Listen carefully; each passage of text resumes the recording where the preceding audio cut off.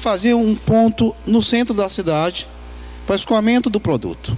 E até hoje nós não tivemos resposta. Nós temos bons grupos, bons profissionais, excelentes profissionais, mas nós ainda não fomos olhados dessa forma. Nós estamos ainda em bairros, lutando para sobreviver. Nós tivemos dentro dos grupos pessoas que entraram no grupo, se profissionalizaram e hoje estão em outro patamar.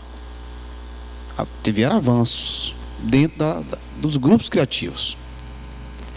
E, infelizmente, nós temos um balcão, talvez que ele seja apenas um balcão. A gente precisa avançar muito, inclusive o SEBRAE precisa avançar muito, e aqui eu assumo a meia-culpa, com relação ao tanto que a gente precisa avançar de apoio aos segmentos da economia criativa. Às vezes, a gente está ainda muito, como é um segmento muito novo, o primeiro plano sobre a economia criativa surgiu em 2012 no Brasil. Então, é muito recente, são 3 anos apenas, não 4 ainda, de implementação de uma política nacional voltada para o segmento criativo. Então, a gente está muito ainda entre erros e acertos.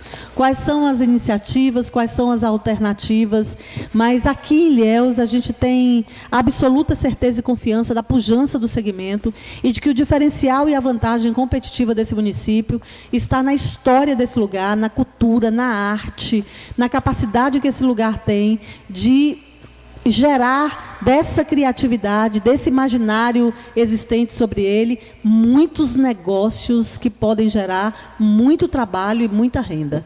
Mas o SEBRAE também está na condição ainda de aprendiz e precisa muito de vocês para que a gente consiga construir juntos um modelo diferente para a economia criativa no município de Ilhéus.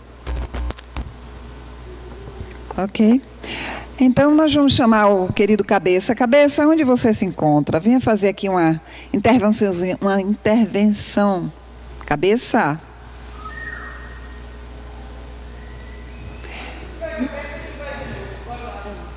Mas ele está aí. Então, deixa eu passar aqui para Marcos Paulo.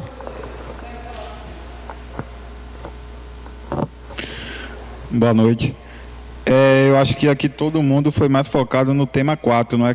Facilitar o crédito. Isso daí eu acho que é de grande importância, porque realmente o SEBRAE ele dá aquele apoio. Eu tenho MEI no meu bairro, sou barbeiro, e abri a barbearia, o pessoal já foi chegando, já fez a consultoria, perguntas, tudo, mas nunca chegamos a um ponto assim de eles falarem, e aí, tem algum investimento para a gente poder comprar uma cadeira melhor, para cortar o cabelo de pequeno melhor, fazer a barba dele melhor, entendeu? Então, esses pontos, eles nunca chegaram e nunca deram soluções para a gente. Eles foram lá, até esse ano eles estão faltando, né? Porque eles foram lá até o ano passado, esse ano até agora nada, a mulher sumiu de lá. Está me devendo uma visita. Então, acho que esse tema aqui foi o que mais mexeu, esse crédito, essa facilitação de crédito. Porque, às vezes, a gente tem o comércio, tem a disposição, sabe até trabalhar, mas não tem, assim, uma ajuda para dar uma guinada melhor no nosso comércio. Eu sei que existe o Crédito Amigo, e alguns outros programas parecidos ao Crédito Amigo, que dá aquele empréstimo, aquela ajuda financeira. Só que em questão do Crédito Amigo, eu não sei se algum de vocês já procuraram, o tempo o prazo de pagamento é muito curto. Normalmente você toma um valor assim de mínimo, pequeno, mas que ajuda bastante o microempreendedor, de R$2.000, vamos dizer. Normalmente eles dividem em 4 parcelas, sendo que você já tem que pagar no final do mês, entendeu? Então você tem que pegar aqueles R$2.000, botar aquele dinheiro para circular no seu comércio, independente do seu comércio, e já fazer de cara R$500 já para pagar. Muitas vezes, em menos de um mês, você já tem que estar dando 500 ou mais, né? Porque você paga uma taxa mínima, vai para 600. Então, eu queria saber se não teria alguma ideia assim, para mesmo que empreste um valor pequeno, um prazo maior, porque para você fazer aquele dinheiro crescer e virar mais e dar condições de você pagar tranquilamente. Essa é a minha pergunta. E sobre o Jovem Aprendiz, que já é um programa muito bom de incentivo a trabalhar, né? Mas depois do Jovem Aprendiz, porque eu vejo muitas empresas contratando o Jovem Aprendiz por conta das facilitações que ela recebe do governo, né? Incentivo, às vezes diminui algum imposto, alguma coisa para ter aquele Jovem Aprendiz. Mas depois da idade, normalmente o pessoal é colocado para fora e eles exigem muito do profissional. Na verdade, exige o que o profissional não tem para fazer um serviço e pagar barato pelo aquele serviço, que é o que acontece no mercado hoje de Ilhéus. Eu já trabalhei no centro da cidade, meu primeiro emprego aqui de carteira assinada. O patrão era super gente boa, todo mundo lá na loja era super gente boa, mas eles não pagavam transporte. Então aí já vinha do meu bolso, eu tinha que pagar para trabalhar. E por aí vai, eles exigiam, entendeu? A carga horária normalmente estava mais final de ano. Aqui em Ilhéus tem um problema grave, que normalmente o trabalhador ele fica aqui até 10 horas da noite, 11 horas, não recebe adicional noturno, não recebe nada, e muitas vezes, como eu, também não recebe a passagem. Então, esse é outro assunto que eu acho muito importante dos comerciantes e empresários aqui, porque eles cobram muito, chega junto, cobra horário, cobra tudo certinho, fardado, quer que você corte cabelo, faça barba, quem tem barba, no meu caso não tenho. E na hora de pagar, né, na hora de falar, poxa, trabalhei bastante, fiz bastante, e aí, vou receber o que eu mereço mesmo? Recebe aquele salário seco. Tem até uma frase aqui de Ariano Suassuna, que diz assim: é tanta qualidade que exige para dar emprego, que não conheço um patrão com condições de ser empregado. Que é o que acontece muito aqui em Ilhéus. Obrigado.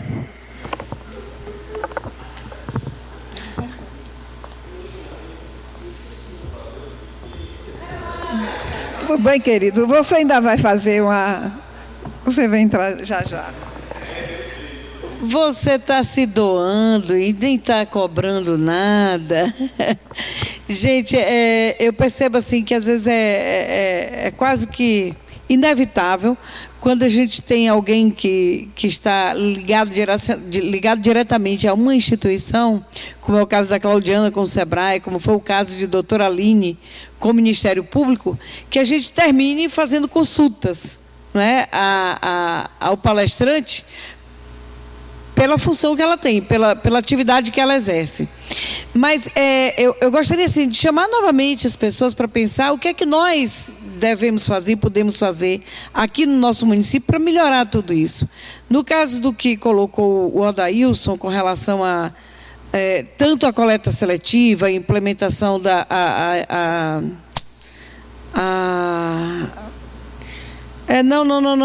Não é a coleta seletiva. A coleta seletiva, mas a inclusão socioprodutiva dos catadores, né, os próprios criativos, como é que a lei de incentivos que existe, tudo isso são políticas que a gente pode, inclusive, ter, sim, assistência do SEBRAE, né, buscar o SEBRAE, para que eles nos digam o que é que tem, quais os exemplos, quais as boas práticas que existem no Brasil de políticas públicas municipais que podem ser trazidas para a nossa cidade, e nós, enquanto sociedade civil, buscarmos a prefeitura, ao invés de apenas reclamarmos, né, que a gente se coloque numa condição de ser proativos e assertivos para que a gente consiga melhorar. Se você disser, pô, Socorro, é fácil você falar, né? Eu sei que não é fácil, e sei pela própria vivência nossa, de que não é fácil.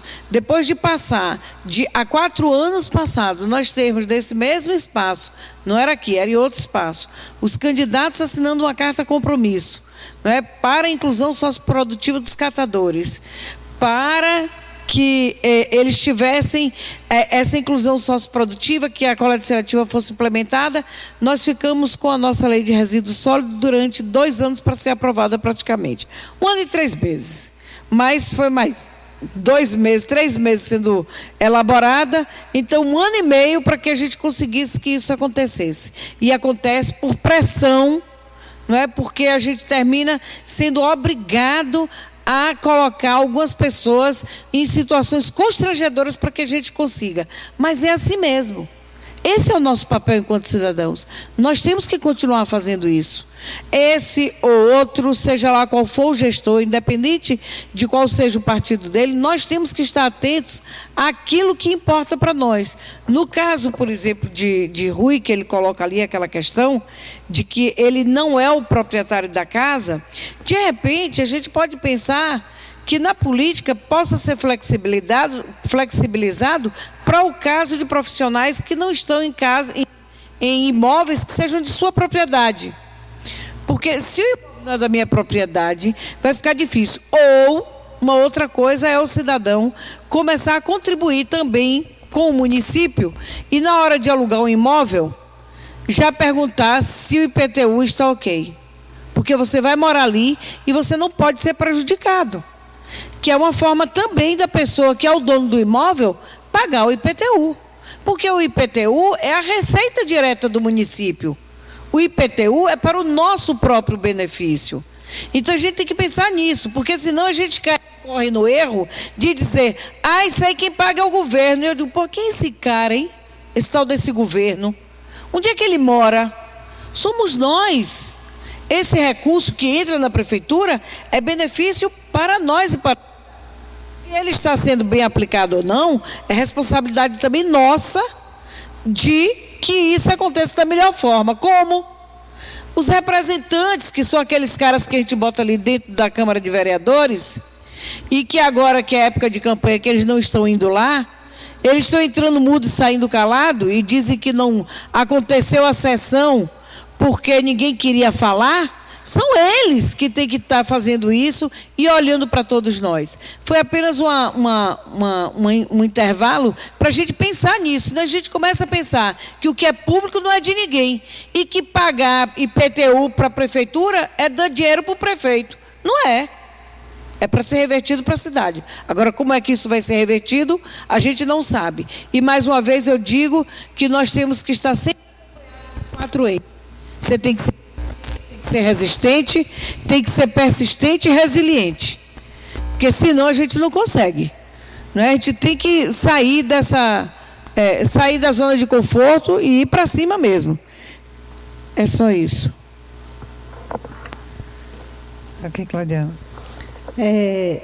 Fugindo de dar resposta de Sebrae, eu asseguro para você, né, que com o empreendimento que você tem, se você criar um negócio e chegar para buscar um investimento para o seu negócio, baseado em um diferencial competitivo que você tenha, agregando valor à sua barbearia, como a gente tem exemplos em diversos lugares do Brasil já, barbearias sendo pontos de encontros fantásticos, né, em ambientes extremamente bacanas e que vira exposição de obra de artes antigas e de uma série de coisas, museu do bairro, você certamente vai encontrar fontes financiadoras do seu empreendimento. É fácil? Não, mas é possível. Para isso, a gente só precisa ter bons projetos. A gente tem não apenas os agentes financeiros também. A gente tem investidores anjos, a gente tem uma série de outras alternativas de financiar os negócios da economia criativa, desde que nós possamos apresentar projetos bacanas, né, que tenha sustentabilidade e que assegure uma vantagem competitiva dos seus pares que têm a mesma atividade que você. Então, tem muito recurso para ser financiado, sim, né? A gente precisa encontrar as condições mais adequadas para que isso se torne realidade. E, para isso, boas doses de criatividade são necessárias.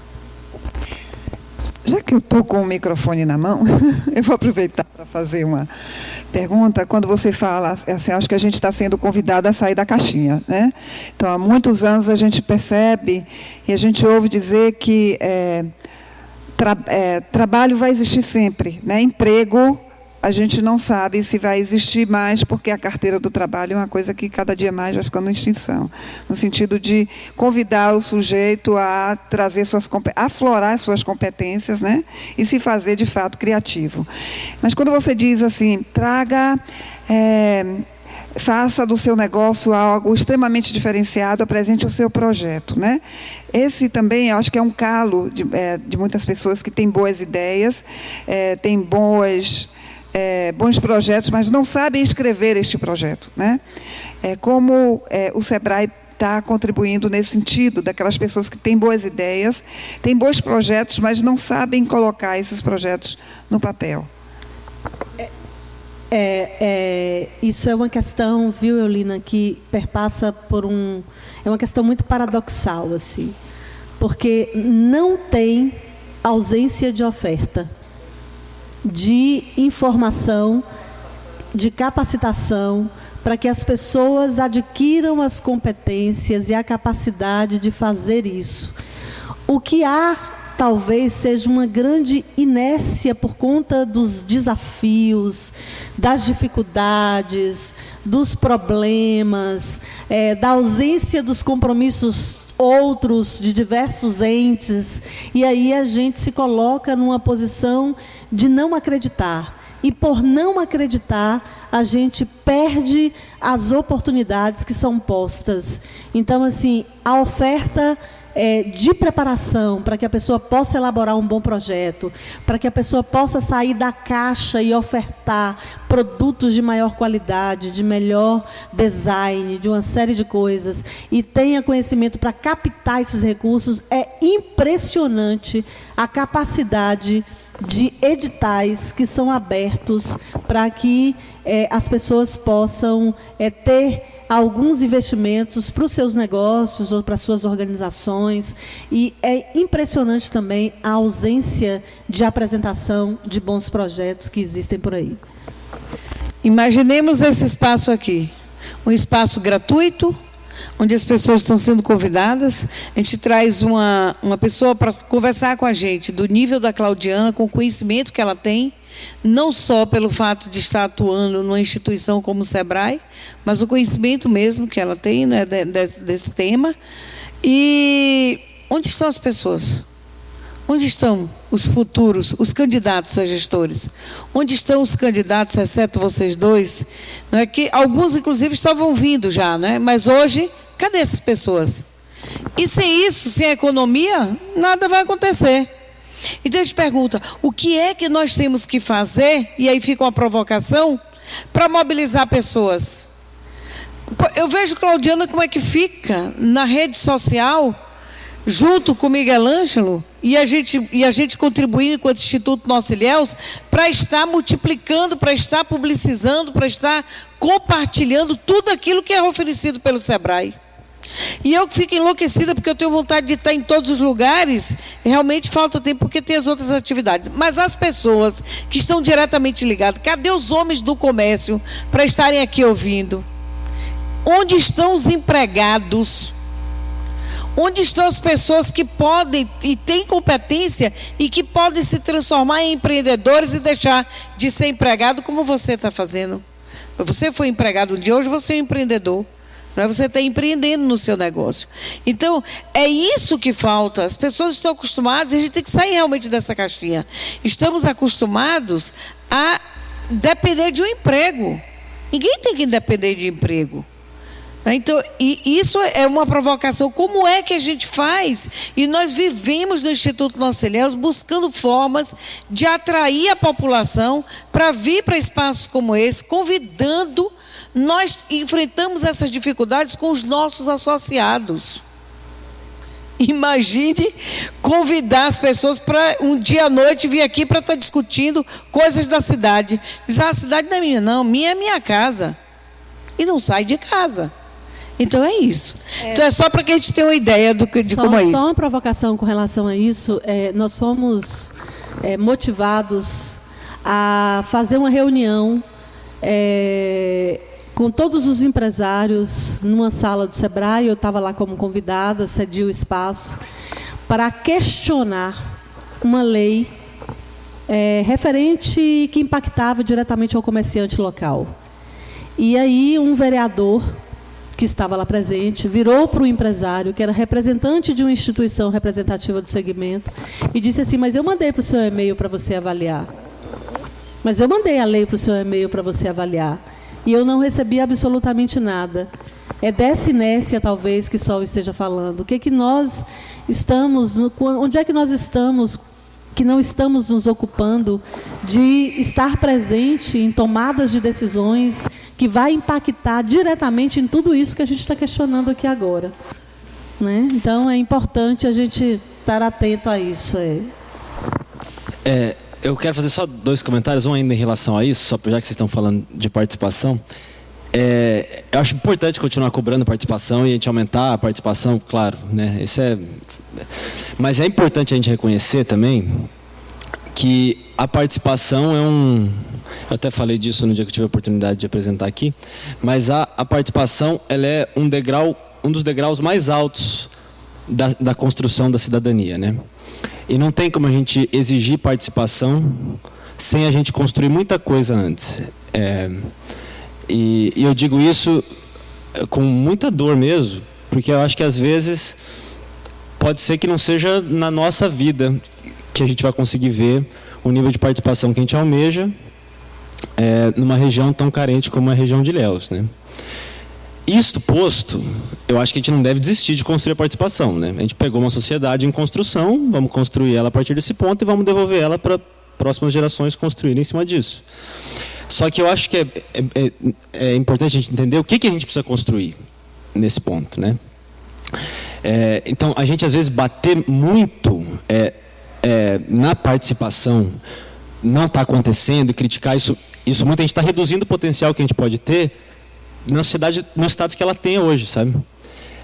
Estou tentando estimular minha mente pensando isso aqui agora. É difícil até falar isso, mas eu acho que é verdade. É muito difícil a gente estar exigindo que alguém venha participar aqui. A gente fala disso, por exemplo, nas reuniões do plano cicloviário com a Associação do Ciclista. A gente tem muito poucas pessoas na associação que são dependentes da bicicleta para se transportar. Ao mesmo tempo, a gente vê na cidade o tempo todo um monte de ciclista que precisa ir para o trabalho, voltar para o trabalho de bicicleta. Só que esses caras não têm como participar da reunião nossa. Não tem como, porque eles saem 6 horas da manhã, vai trabalhar de pedreiro do outro lado da cidade, volta às 7 horas da noite e precisa passar com papão ainda para as crianças, né? Então, como que eu vou exigir de um cara desse participar? Esses caras, eu tenho que ir até eles. Então, o que a gente vai fazer? A gente vai ter que ir até uma obra onde tem bastante ciclista, falar com o mestre de obra, ver se a gente pode conversar até eles. As pessoas não vão vir até a gente, porque elas não têm condição de vir até a gente. Entendeu? E daí eu acho que esse sentimento das pessoas terem, como é do município, é do prefeito, vem desse distanciamento. Então, como que a gente tem que fazer, os candidatos podem fazer isso, eu acho, indo atrás das pessoas, não antes da eleição, né? Não só durante o mandato, durante a vida toda, a gente tem que ir atrás das pessoas o tempo todo. Então, eu acho que é um processo de construção contínuo, né? Essa era a primeira consideração que eu queria fazer. E a segunda, só daí mudando um pouco de assunto, era, de novo, eu queria bater de novo na questão do subsídio, isenção fiscal, enfim, porque a arrecadação, quando a gente tem qualquer programa, política ou plano do município, do Poder Executivo, a ser feito na cidade, ele ou vai exigir gasto, ou ele vai reduzir a receita. Não tem mágica, gente. Qualquer candidato falar para vocês, não existe mágica na cidade. Não, ao contrário, né? Ou reduz a receita através de subsídio, isenção fiscal, ou aumenta gasto através de programas que vão ser criados. Não tem outra solução, né? Então, se a gente for fazer qualquer programa na cidade, se o Poder Executivo for fazer qualquer programa na cidade para catalisar microempreendedores, médio empreendedores ou grandes corporações, ou no caso do Porto Sul, por exemplo, se um dia for esse Porto Sul a vir a ter, se um dia, infelizmente, ele for vir a ter, eu trabalho na ferrovia que está fazendo, mas se um dia esse Porto Sul vai acontecer, essa cidade, eu talvez não esteja aqui mais, mas essa cidade não pode deixar a prefeitura dar isenção fiscal para os operadores portuários. Não, ainda não deu não, Socorro. Isso é uma coisa que não pode acontecer, porque isso é um canal de receita para a cidade monstruoso, que pode sim investir em desenvolvimento local. Infelizmente, se ele acontecer, aconteceu. Isso é uma das coisas que eu estou falando. Grandes corporações podem prover receita para a cidade. E às vezes, o discurso do Poder Executivo, do Poder Público, é de que incentivando o empreendedorismo, incentivando o emprego, a gente vai reduzir os impostos em cima desses operadores. Isso também acontece em média escala e em pequena escala até justificável. Só estou considerando isso porque as ações que vão fortalecer a economia local, muito provavelmente elas vão passar por programas que vão envolver gastos, ou elas vão passar por subsídios e isenções fiscais. Tudo isso vai atrapalhar a receita, vai impactar a receita do município, e a gente só tem que fazer planos concretos quando a gente for falar em desenvolvimento da economia. Eu acho só isso, bem pragmático, assim. É exatamente isso. Com relação ao primeiro ponto que você colocou, o próprio estudo da pirâmide de Maslow aponta que a gente só passa de uma necessidade para outra, de um degrau para outro, quando a gente vai satisfazendo eles. E um deles, o basilar, são as necessidades fisiológicas. Ninguém passa para querer autorrealização sem antes ter essas condições mínimas atendidas. Isso é claro e muito bacana a sua colocação com relação a isso. É um cuidado que a gente tem que ter sem desistir, né, de tentar ou de chegar até essas pessoas para levar essas reflexões. E com relação ao segundo ponto, também é isso, a gente tem que fazer escolhas. Né? O poder público tem que fazer escolhas e estabelecer, ter muito clara a relação custo-benefício. Eu vou perder aqui para ganhar ali, ou eu vou ganhar aqui, né, em detrimento de uma perda acolá. Mas que desde que sejam tomadas de decisões que tenham o cuidado com a equalização da questão da inclusão socioprodutiva. Se você, pequeno, chega lá na prefeitura para pedir um incentivo fiscal, talvez você não ganhe. Mas se uma grande corporação chega, tem, às vezes, certas facilidades. E onde é que está o nosso papel de construir uma política diferenciada nesse sentido?